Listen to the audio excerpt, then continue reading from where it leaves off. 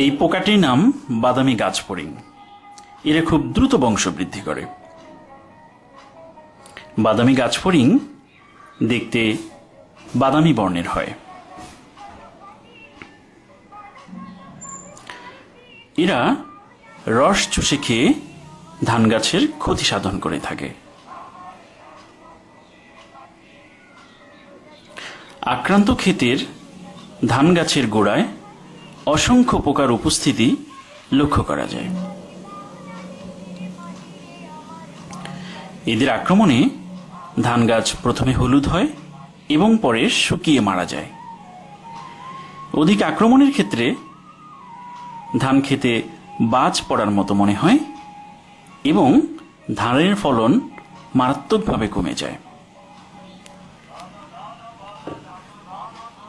এর প্রতিকার হল আক্রান্ত জমিতে বিলি কেটে আলো চলাচলের ব্যবস্থা করা,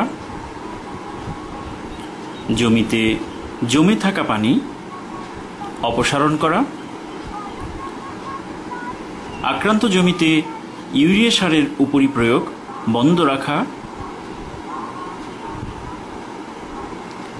শতকরা 50 গাছে 2 থেকে 4টি ডিমওয়ালা স্ত্রী পোকা অথবা প্রতি গোছায় 10টি বাচ্চা পোকা দেখা গেলে অনুমোদিত বালাইনাশক ব্যবহার করা, যেমন মিপসিন অথবা সফসিন 2.6 গ্রাম প্রতি লিটার হারে পানিতে মিশিয়ে গাছের গোড়ায় স্প্রে করা, অথবা ইমিডাক্লোপ্রিড গ্রুপের বালাইনাশক যেমন ইমিটাফ 0.25 মিলিলিটার প্রতি লিটার হারে, অথবা ইম্পেল 0.5 মিলিলিটার প্রতি লিটার হারে, অথবা ক্লোরপাইরিফস গ্রুপের বালাইনাশক যেমন ক্লাসিক 2 মিলিলিটার প্রতি লিটার হারে পানিতে মিশিয়ে গাছের গোড়ায় স্প্রে করা।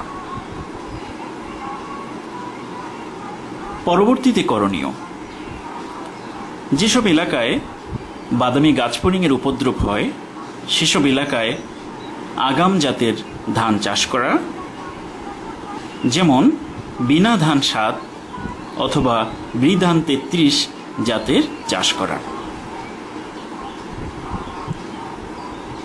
সঠিক দূরত্ব বজায় রেখে সারিতে চারা রোপণ করা,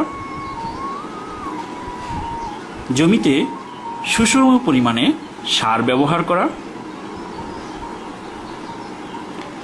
চারা রোপণ করার পর